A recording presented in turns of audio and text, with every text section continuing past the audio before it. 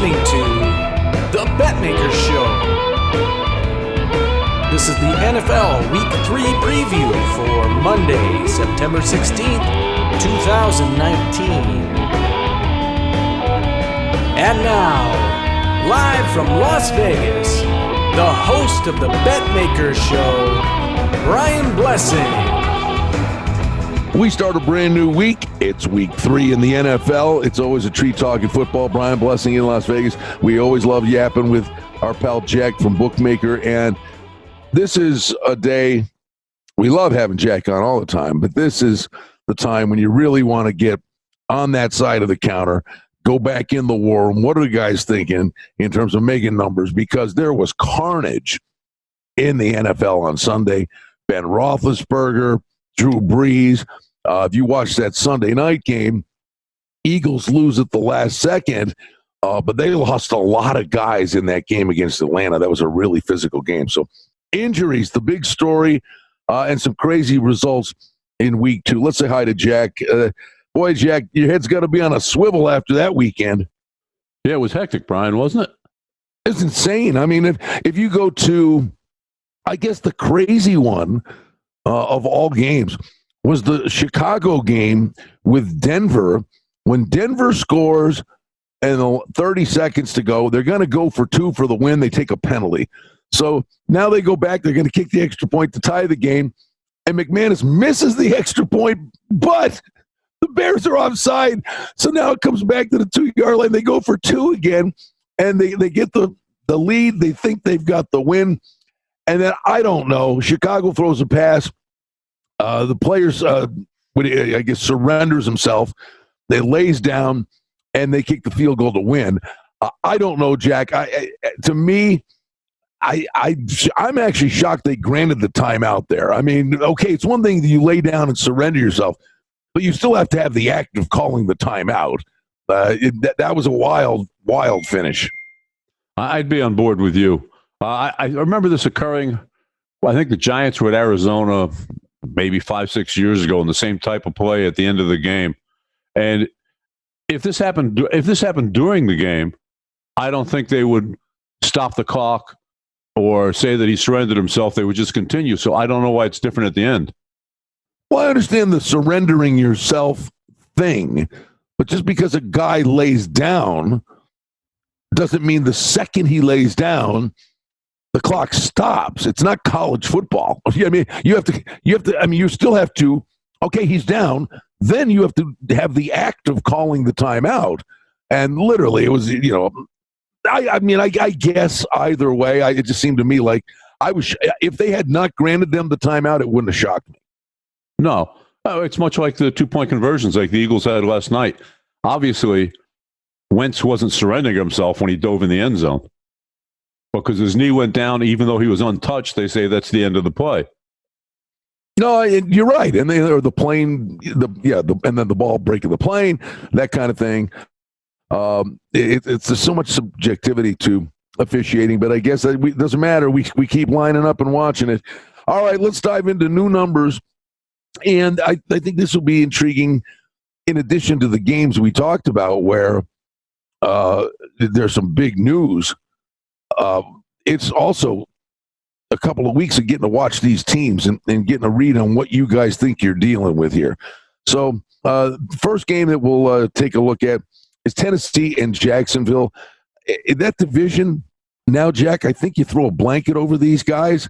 Every game, I think, when that whole concoction of 4 gets together, I think you're looking at a game that's going to be a field goal game.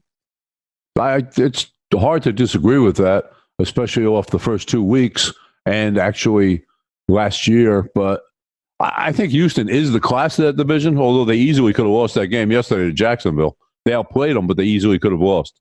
Tennessee, 1.5, 2-point favorites. Total on the game, let's call the consensus total for 40 for this game.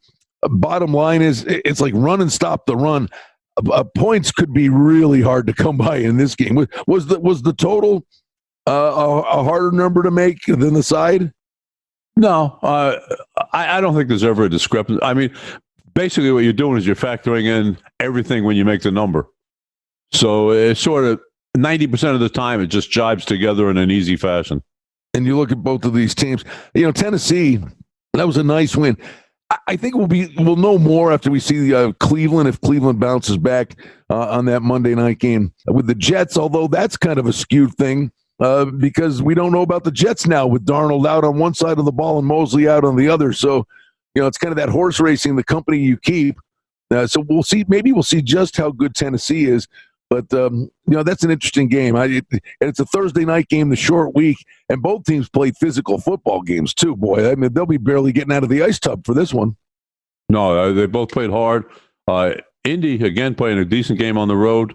Could have beat San Diego the week before. Vinatieri's the problem there. One of the greatest kickers in the history of the game has all of a sudden lost it. And it's funny, you wouldn't think a guy like that, but boy, we've seen a lot of kickers. When it goes sideways, it's hard to get it back. He may have missed more extra points this year than he missed in his career. Yeah. Denver's at Green Bay, Jack, and we're seeing a number that's above 7, 8 in Green Bay favorite at home. Denver totals 43 in this game. Listen, the Broncos take the punch to the gut, but that offense is atrocious. It is. So far, and I really anticipated this going in. I don't think it's the type of team that Flacco is going to save. He needed to stay where he lost his job where he was, which was the type of team that could help him. I don't think he can help Denver or Denver help him. Was Green Bay hard to get a read on, Jack? When you watch that game with Minnesota, they had him. I mean, they literally could have put the big Sasquatch foot on him and run away and hid. Then it was like they took their foot off the pedal, and Minnesota came all the way back. And if it wasn't for Kirk Cousins turning into Kirk Cousins at the end of a close football game, Green Bay may have squandered that game. Kirk Cousins did look like a different player driving them down there, and then he resorted into his old self. It's sort of the Jekyll and Hyde performance he always gives, with much more Mr. Jekyll than the strong, horrendous, the strong enemy of Mr. Hyde.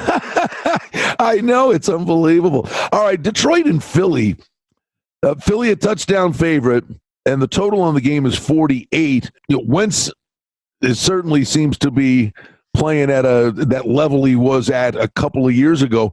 The problem is, Jack, who's left to throw it to? I mean, it was he and Aguilar at the end of that game. Aguilar, dropped the one touchdown, which he was going to have nightmares about. But Philly came back, got the lead, and then they had a breakdown at the tail end of the game. It was a wild, wild, wild game. But very quietly, the Lions are 1-0-1, beating the Chargers. And if they hadn't taken a catnap against Arizona, they'd be 2-0. And that catnap against Arizona, which I thought was a mark on their record, as Arizona went out and played on the road at Baltimore yesterday, it's really not that bad. So, they're a surprising team. I think 7's a decent number. I think it'll go down. I think Philly, with the injuries, as you talked about, Wentz did play a great game, but he was getting hit on every play, throwing the ball just before his knee goes down, avoiding sacks. It's going to be a while until he'll be out also. All right, and for Baltimore, that's the one thing. We missed you last week, Jack, but we talked about this. It really is the nature of the beast where we warn people, don't go overboard with what you last witnessed. And the funny thing is we had virtually the same scenario that was in play. If you remember last year, Buffalo went to Baltimore in the opener, and the Ravens won 47-3. The Ravens this year went and mauled Miami. I think everybody's going to maul Miami. But then the next week last year, Baltimore lost the next game. And here you go. They struggled mightily against that Arizona team. So 1 week to the next, you can't overreact to what you last saw. Now Baltimore 2-0, going to KC. KC's laying 6.5. Total on the game is 55. I don't know about the side. I mean, I think KC's a juggernaut, but I don't know that you can make this total high enough. Well, Baltimore obviously noted for defense throughout Harbaugh's tenure there, and marginal offense that's supported by that defense. I think they've opened up a little more with Jackson as far as they can in his second year. I don't think the defense is quite what it was. Now, this game, I mean, Kansas City was a very odd game yesterday. They scored 28 points in the second quarter, and then they took off the other three. But Mahomes looked fantastic when they were down 10-0, rallying them back, and then it's just a question of grinding out the rest of the clock. So this Kansas City team, I think this game has to close 7. This would be a real test for Baltimore on defense. Give me just the thought process on the Cincy-Buffalo game from your side when you guys huddled up and talked about this, what you opened and what you're looking at right now. Cincinnati at Buffalo. We opened 4. We're currently at 5.5 minus 15. Going into last week, Cincinnati-Frisco was like a pick'em game, and I thought Cincinnati had played well in week 1, outgaining Seattle, and they had some turnovers and just a few questionable plays on the whole day on offense. So I thought they might be able to put up a good performance against San Francisco. They went there and they laid an egg offensively and defensively. Buffalo overcame 4 turnovers in their, I think it's 3 or 4 turnovers in their beating the Jets. It's 4, yeah. 4, right? And now then they went into the Giants, fell down 7-0 right away, and came back like it was an easy thing to do. I mean, they dominated the Giants. They're the Kings of New York. They've beaten the other 2 teams. But Buffalo, if you go off the way they're going, where their graphs are taking them, that 4 has to become a 6, I think, by game time. I would throw one other little thing in there that Buffalo wins those first 2 games. It's their home opener, and them coming home 2-0. I would think, to me, over the years, I think Seattle and Kansas City. Is this fair? The biggest home field advantage in the league, Seattle, right. Kansas City. I think Buffalo's would be in the ballpark to be in the top 5. And this play, the roof is going to be coming off this joint. The one thing I would be leery of for Buffalo, and we won't know, is the rookie Singletary, who really sparks them offensively. And he had a hamstring pull. Whether he's going to be able to go, that could be a big difference maker. But the bottom line is this Buffalo defense is no joke. No, they're very good. They gave up some yardage in the loss to the Jets. Actually, they did very well. They kept them under 300. And then yesterday they came out. A lot of that yardage at the end was just the Giants trying to catch up. So that doesn't really go against them that much. Buffalo defense is good. Allen has to avoid turning the ball over. If they use that combination, they're a 500 team for sure. Hard to get a read on Cincy, isn't it? I mean, they played pretty good against Seattle, and then, man, was that an egg they laid yesterday? It really was, and I think that's the enigma of Andy Dalton and their coaching staff forever and ever, and their defense. I mean, something will always go wrong there. All right, Atlanta and Indianapolis, still early, but so far, with Indy in that 2.5 range. Where do you stand on this one in terms of opener and what the public did? We opened 2.5 and 48. It's currently 3 dog 15 and 48. We went to 3. Basically, Atlanta played the hard Sunday night game, so it's not a Monday or Thursday game. But when you play that late game, you're hard pressed to catch up. Indy was already working on their game plan for next week with the coaching staff. Atlanta's behind that mark. I think that was the 2.5 to 3. But I would favor Atlanta in this game. They have the offensive weapons. I think Tennessee should have beaten Indianapolis yesterday. Congratulations to Indianapolis for winning it, coming from behind. But I anticipate this game going back to 2.5. The one thing, I guess, jury's still out kind of thing, and we're only 2 games in, but it looks like same old Falcons, right? I mean, really good at home, and that offense can get things going. And every time Atlanta and Philly play, it's usually a backyard brawl, but it's Atlanta good at home, big question mark on the road. So they didn't look that good against Minnesota on the road. We'll see if they can string it together. But you're right. What's the short work week? Is that worth anything, Jack, in your estimation? I think Sunday night is worth half a point. Monday maybe a point. And if you play the Thursday night game and you get the extra rest the next week, I think that's a big, maybe 2 points in your favor. Then Oakland's at Minnesota. It's above a touchdown, 7.5 and 8. Minnesota favored. We're seeing as a consensus. Total's 43.5. I guess I would say this for Oakland. No disgrace. Kansas City's put up video game numbers on a lot of teams. The one thing, I guess, if I was looking at this game, just a very quick handicap, and then what are the odds makers thinking, would be Minnesota, Green Bay, huge division game, little disappointment at the end of that game. I wonder, at a conference game too, I'd be maybe a little leery of a letdown for Minnesota more than Oakland. Right. The only thing you have working against Oakland is the West Coast to East Coast thing with the 10 o'clock game in the morning. So I think that will neutralize any letdown Minnesota may have. I still think the game comes back to 7 by game time. That's where we opened it. And Oakland, like you're saying, with Mahomes, some of the defenders were there on those pass routes, and he just puts the ball unbelievably accurately in the receiver's arms. The Jets in New England, Jack, here we go again. Are we approaching 2007 status? That New England team that, literally went unbeaten and then lost to the Giants in the Super Bowl. Some of the most outlandish numbers that we'd ever seen hung on a wagering board. Are we almost there through 2 weeks that these New England numbers are insane? I'm going to take the no side in this one. I'm going to say the Pittsburgh game was New England was 5.5 at home. Pittsburgh looked terrible. Now, Pittsburgh with Roethlisberger looked terrible early yesterday on offense. So I'm going to take that they beat a team that's not really that good. And you throw the Miami game right out the window. I mean, that doesn't count. So they played one game against what we're saying might be just a 500 team. And this game will probably be in the area of 17.5, 18. But it will reflect, it would be like 10 unless Simeon looks good tonight, then it could come down. I was going to say, isn't that's the big caveat, right? I mean, let's see what Simeon can do. I mean, no one knows. Well, we do have a track record on him, and it's not too good. Right.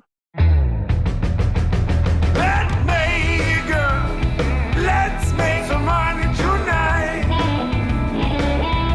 For outstanding information and special offerings and promotions, we invite you and encourage you to sign up for our newsletter today simply by going to the website at betmaker.com. Well, here we go. Miami at Dallas. Talk about this is turning into a black eye for the NFL, what's going on in Miami. What was the thought process in terms of hanging a number here? Opener, and where is it? It opened 17. It's up to 21. Not really that much money. It was 17 prior to yesterday's games, with very little betting. Stayed there, and then it was adjusted to 20.5 after the games and 21 this morning. But the interesting part is, why is it always somebody in Florida, whether it be the Marlins or the Dolphins, takes decent teams and just dismantles them? Why? Well, the one thing I will tell you, I've said this forever, and it doesn't matter. These guys are god-awful. Well, what will really bear watching down the road, Miami is the worst home field advantage in all of sports. Unless that team is 6-0, by week 7, literally, it's 2/3 of the crowd is for the visitors, with the snowbirds going down there to the game. And I can't even begin to fathom what these Miami home games are going to be like down the road. Oh, the crowds have to disappear entirely. And the other thing is, there's talk already. I mean, really, can they go the season with no wins? And which way would you pick, Ryan? Yes or no? You know what? You like to say they're a pro football team and why they play the game and all that stuff. And yeah, turnovers can happen. It's a funny shaped object, but I don't know, Jack. I don't see it. I don't see them winning. Not here. Well, they're at Dallas. We know they're not winning that one. Then they host the Chargers. They host the Redskins. I guess it could happen, huh? There. At Buffalo. No. At Pittsburgh. No. Host the Jets. Now there's a showdown. Possibly. At Indy. No. Hosting Buffalo. No. At Cleveland. No. Hosting Philly. No. At the Jets. Again, they got a shot. At the Giants also. Two in New York. Shots, yeah. Cincy, they host Cincinnati. There's the one. They'll win one. Yeah, they will win that's one. The one where you circle the wagons and no one wants to be branded as being on I don't know. Well, yeah, I guess. You don't want to be prone. We warn everybody, and then maybe I'm sitting here doing it. You don't overreact. They're just terrible. At some point, the players just, there'll be a game, right, Jack, where they win the turnover battle 4-1 and something stupid happens. Yeah, it has to happen because somebody's going to go in there and not respect them at all. Man, that's insane. How about this one? Pay-per-view event here. Giants in Tampa Bay. All right, let me ask you about this. Because when you're hanging a number, I watched the game yesterday, and there really wasn't a doubt in my mind that it was the right thing to do, and they wouldn't do it. But at some point, you can't handicap that this is the game that's going to happen. He's got to go to the kid. I mean, man, it's over for Manning. It's just flat out over. And the question is, when does the kid come in? And is it at some point that he's our starter? Or is there a game where he comes in relief? And I mean, you can't handicap or hang a number on that. But at some point, the Jones kid's got to play. Yeah, the move has to be made. Let's see. If they lose this game at Tampa Bay, they'll host Washington. I think that would be the game he would end up starting. Their defense is suspect too. I mean, they're giving up 494 yards to Dallas. Okay, Dallas could be a great offensive team this year, but when you give up 388 to Buffalo, I know something's wrong. Well, I'll ask the question and I'll throw an opinion, and I'll guarantee it's wrong. And believe me, I would understand what the thought process would be. But the one thing would be Manning to Jones. What would the drop off be? Personally, I would say it's an upgrade to go to the kid. That's sight unseen, and it wouldn't necessarily be, comparing the two guys. It might be what the kid coming in does to the mindset of others. But at the very least, is there no drop off, or do you think there would be a point and a half difference if the kid played? I think there's no drop off. Yeah, I think if the game were posted and the game was 7. And they announced that the game would remain 7. Yeah, honestly, I maybe I'm taking too big a leap of faith. I think it actually, in a weird way, just because it could be a spark, is actually, maybe a point in the Giants' favor. 2 years ago, we would have said, okay, it's just he's having a bad season. Last year, you say, geez, it could be, and now you say, yeah, it's here. He's done. Let's move on. All right, this is ridiculous. I'm not a fashionista, but did you see Cam Newton's outfit in his post-game press conference? Did you catch that? There's very few people that dress worse than I do. How can you win a football game when your quarterback looks like that? I'm serious. I mean, I'm not.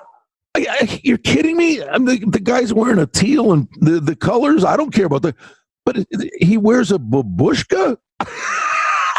Did the Miami Heat won championships with Dwayne Wade, didn't it? I mean, if you could find out what is the outfit he's going to wear on game day, it might have an impact on the number. Oh, let's not forget Joe Namath in the fur coat. I guess, man, if I was Cam Newton, I'd take every mirror out of my house. A fur coat in the 1970s on a guy that was no worse than what Cam Newton is doing now. You know what? You're probably right. But anyway, Carolina, man, McCaffrey is such a good player, but it's like it's McCaffrey against the other team. Do we throw a little bit of a caveat on it? Carolina's 3, by the way, at Arizona, total 45.5. We saw this in college football. I think it was the Cal-Washington game, if memory serves right, the week before, where they had a ridiculously long rain delay or weather delay. Right. And then Cal pulls off the upset. Here, the Carolina-Tampa Bay game starts. I was driving to actually call a football game here, and I was listening to it on the radio, and when they said the weather delay kicked in, and I just said, something weird will happen in this game. Those weather delays just throw everybody off kilter. And so I don't know what to make of Carolina. I will say this. Arizona may be short on ability. One thing I've seen through 2 games, they got some fight to them. They do, and I'll tell you the truth. Murray is doing better than I thought he would just to begin the year. I thought he had great potential, but I thought he'd have a few bumps in the road along the way. The turnovers aren't that bad.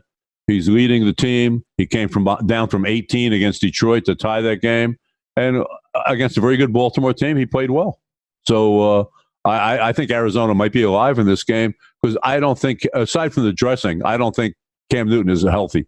I mean, if you see his throws, he's not like he was a few years ago. I think his shoulder still bothers him. Otherwise, he'd be playing better. This is a very intriguing game, New Orleans and Seattle. And, if Lutz doesn't make the 58-yarder in the opener, there's a team that a lot of people were pegging to go to the Super Bowl, could legitimately have started the season here 0-3. They're 1-1. Breeze hurt. I will say this, Jack. I thought Bridgewater looked pretty good. And of all the things we talked about, the one we didn't talk about from the official standpoint, what happened to the Saints was criminal. Where, okay, Breeze is out. It's a 3-3 game. They force a fumble. Goff fumbles. Saints run it back for a touchdown. And he's like 30 yards from the end zone, and they blow a whistle, and they rule it incomplete, which is an absolute crime because if there's any modicum of doubt, let it play out, and you can get it right on replay. But it was clearly a fumble, and they ruled it incomplete. They'd have been up 10-3, and honestly, that could have been a different game. They got scalded again, and ironically against the Rams. But that defense played really good. I think they got worn out because they were on the field too much. But Bridgewater didn't get much help. I thought he looked pretty good. He looked all right. I thought some passes looked very good. It's just, I guess I'm spoiled by having Drew Brees in there, a quarterback, and everything being so accurate and so on the money. And so the team so well led down stretches as they were against Houston on the Monday night game. I mean, the difference in this game is before the games were played yesterday, we had New Orleans a 1-point favorite at Seattle. Now, if Breeze can't go, I think Seattle becomes like a 6-point favorite. So the difference is basically a touchdown here between those two quarterbacks. And let me just ask then, the odds makers' general rule of thumb. All right, Bridgewater jumps in, thrown into the fray as a backup, and people form opinions, right? Sometimes a guy will come in and play really good, and then the next week he's not that good. He gave him a spark. But more often than not, a guy gets thrown into the fire like that, and if he looked terrible, and I don't think Bridgewater looked terrible, but all of a sudden he gets a full week of practicing with the ones, the guy's actually a lot better than what he showed the previous week. How can you factor that in when you're making an opening number? Well, we do have a little record with Bridgewater because he played some in Minnesota before being hurt. And if you look at his numbers yesterday, he didn't really tear it up. He was 17 for 30 for 165 yards. That's barely over 5 yards an attempt. I mean, whereas Goff was 19 for 28 for 283. He's going at a 10 yards a clip pace. So, I mean, I'm sort of opposed to you on this one. I don't know why. I don't think Bridgewater is the answer for this team. I think if their defense was good enough, they could play the third-string quarterback and try and play a defensive game. But the times have changed since you can do that. So they have to start Bridgewater, and I think Seattle will handle them pretty easily if it comes down to that. I think I'm right about this one, though, Jack. And I know I said this before the season. And we'll see how it plays. And now we got the Breeze injury, so things are skewed. But Ingram not being there, Kamara's terrific. Kamara's not an every down back. And when they had Ingram smashing it in there, and then Kamara would come in as a change of pace with swing passes. But I'm not buying Latavius Murray. I think Ingram's a big loss for them. Other side of the equation, full marks to Seattle. And even if Pittsburgh is flawed and Roethlisberger got hurt, I thought Seattle was absolutely walking into a buzzsaw. If they'd have lost by 20, it wouldn't have bothered me in the least. Fly cross-country, breakfast football game against the team 0-1 in their home opener. Carroll's got these guys fighting, and Russell Wilson, he just finds a way. Oh, he was sensational yesterday. 29 for 35 for 300 yards or 3 touchdowns. Again, the no picks, which is always big. My question with them, as you said, Wilson always gets his team going, gets the most points out of them he can with what is sometimes a limited offense. It's always they relied on the defense. They've lost so many players from the Legion of Doom, but I think Carroll always gets players motivated. And although I disagree with some of the things he does and who he recruits, he's a very good coach. Houston and the Chargers. Houston dodges a bullet. Jacksonville goes for the win. Houston hangs on. Played a great game, at New Orleans. And I think, as we alluded to earlier, those NFC or AFC South games are just going to be backyard brawls. So now they're at the Chargers. I saw this, and I don't want to go bananas overreacting with the Chargers losing to Detroit. Rivers looks like he's throwing a beach ball. Jack, he looks like, I know he never had the greatest arm in the world, but boy, unless guys are wide open, I don't know that he's hitting the tight holes anymore. Well, he's looked like that for years. He always did have, for many of those years, he had gates underneath with all the little stuff to relieve any pressure that was on him. I think I still count on him as being one of the top 5 or 6 quarterbacks. He's always looked like you're confused by his throwing motion and the velocity and the arm strength, but he's always managed to get the job done, much the way, not early in his career, but in the last couple of years, you see Breeze doesn't have the greatest arm, but he always gets it to the guy and accurately. I think it's just a question of the San Diego guys getting more wide open. And they were restricted with Mike Williams yesterday. All right, what do you do with Pittsburgh, San Francisco? Roethlisberger waiting to find out if he needs surgery. Connor's questionable. Steelers are 0-2. And by the way, break up the Niners. And that's always a big thing. I'm a dope. I'm a huge, huge dope that San Fran against Cincinnati, the fact that they didn't go home and they stayed in Ohio and practiced on the road and didn't do all the traveling after the opener. I won't go overboard with what they're going to be now, but that's a big thing, Jack, where the pro football team goes and practices on the road.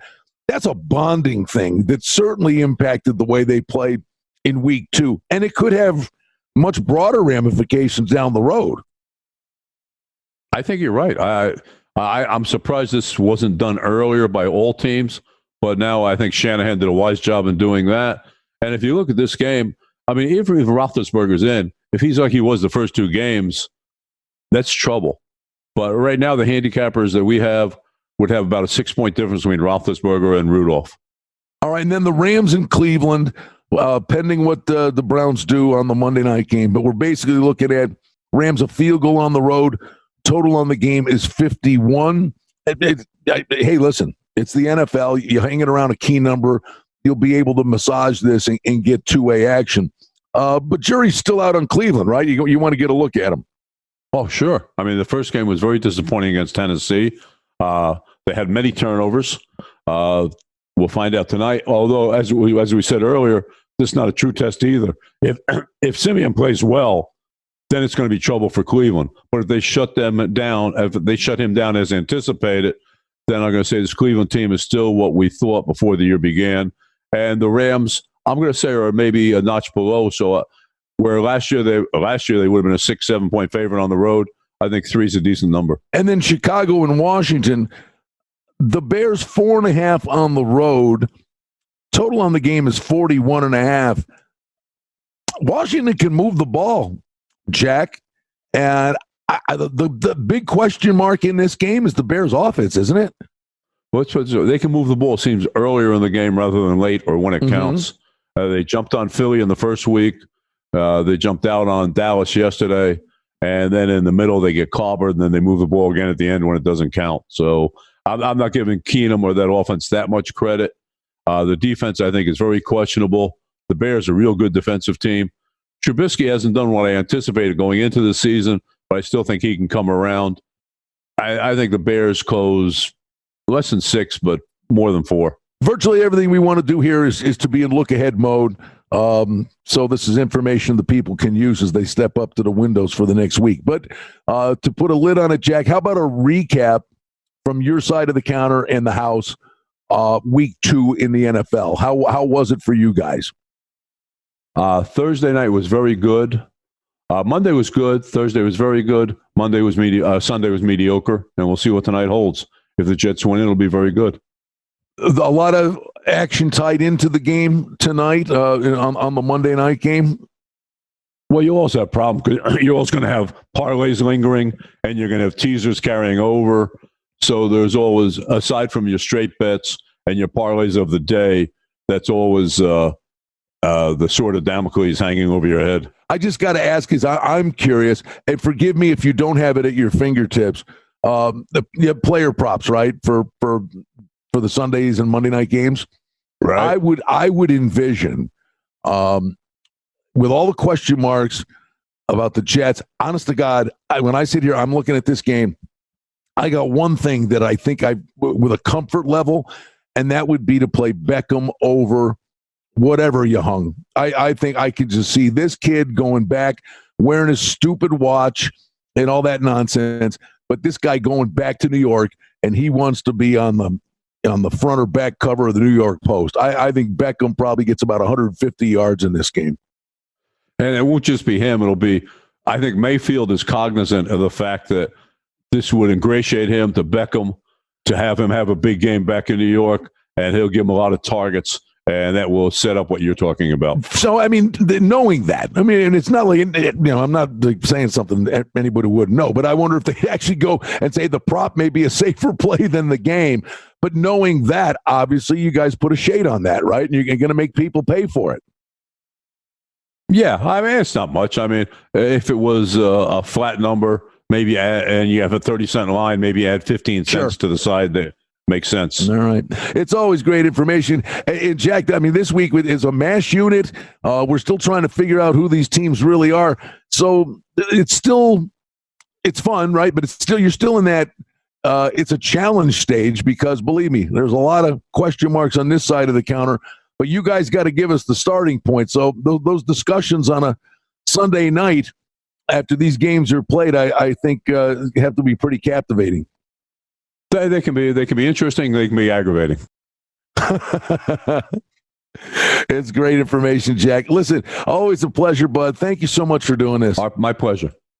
Jack from Bookmaker. There you have it. The Oddsmaker's opinion on the openers for Week 3 in the NFL.